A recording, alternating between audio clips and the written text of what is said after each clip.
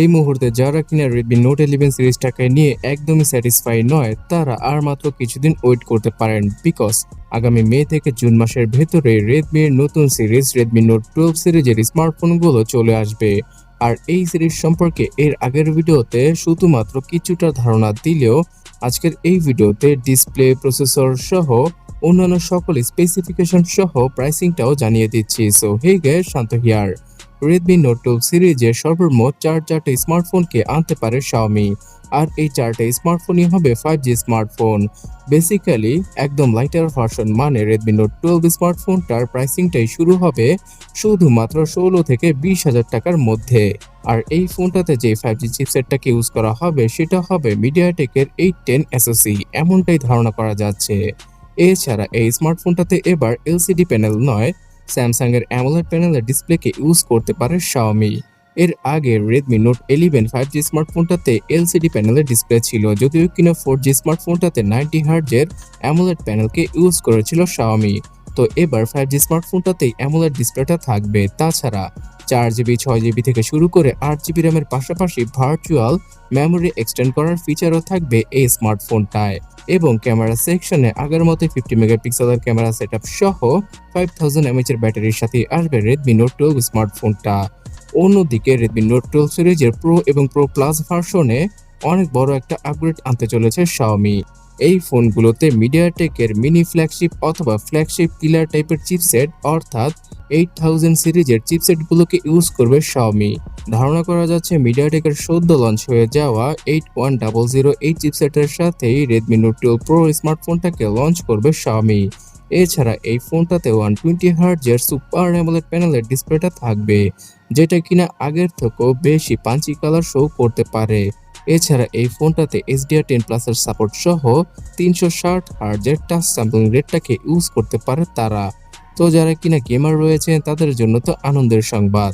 এবং হাই কোয়ালিটির 360 gyro সেন্সরটাকেও use করা হবে এই ফোনটাতে।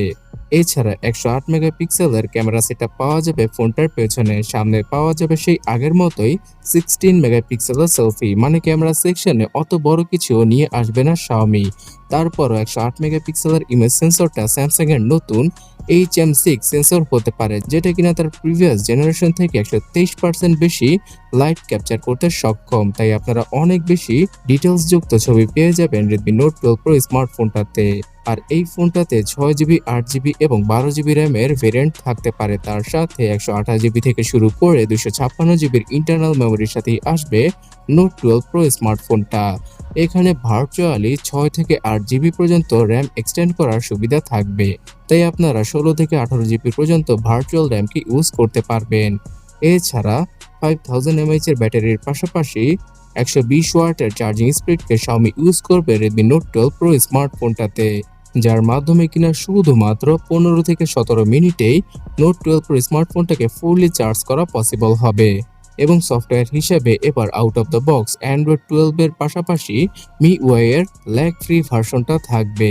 আর এই MIUI-তে মানে চাইনিজ MIUI-তে দারাজ, ফুডপান্ডা, বিকাশ, নগদ এই সকল বাংলাদেশি অ্যাপকে ইজিলি ইউজ করা পসিবল হবে। এছাড়া চাইনিজ আলিবাবা অ্যাপকেও আপনারা ইউজ করতে পারবেন বাংলাদেশ থেকেই। তো বন্ধুরা, সর্বপ্রথম চাইনিজ মার্কেটে এই মে থেকে জুন মাসের ভেতরে Redmi Note 12 সিরিজের 5G স্মার্টফোনগুলো চলে আসবে। এখানে Note 12, 12 Pro, 12 Pro Plus সহ 12S নামে আসতে পারে চারটি স্মার্টফোন, যাদের প্রাইসিংটা শুরু হবে শুধুমাত্র 16 থেকে 18,000 টাকার মধ্যে। এছাড়া এদের হায়ার ভেরিয়েন্ট মানে Redmi Note 12 Pro, Pro Plus এইসব স্মার্টফোনকে 25 থেকে 30,000 টাকায় বাংলাদেশের মার্কেটে আমরা আগামী 3 থেকে 4 মাসের ভেতরে পেয়ে যেতে পারি। হ্যাঁ, চায়নাতে যেহেতু লঞ্চ হচ্ছে তাই বাংলাদেশে আসতে অনেক বেশি সময় লাগবে। আর এই সময় লাগার কারণেই যদি এই ফোনগুলোতে কোনো প্রবলেম পাওয়া যায় মানে বাগ ভাল্লুক পাওয়া যায়, সেটা কিন্তু আমরা আইডেন্টিফাই করতেই পারবো।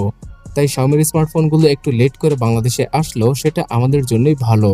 তো আজকে তো অল্প করে বললাম, আগামীতে এই ফোনগুলো সম্পর্কে আরো বিস্তারিতভাবে জানাবো আপনাদের। তার জন্য এখনই চ্যানেলটাকে সাবস্ক্রাইব করে রাখুন।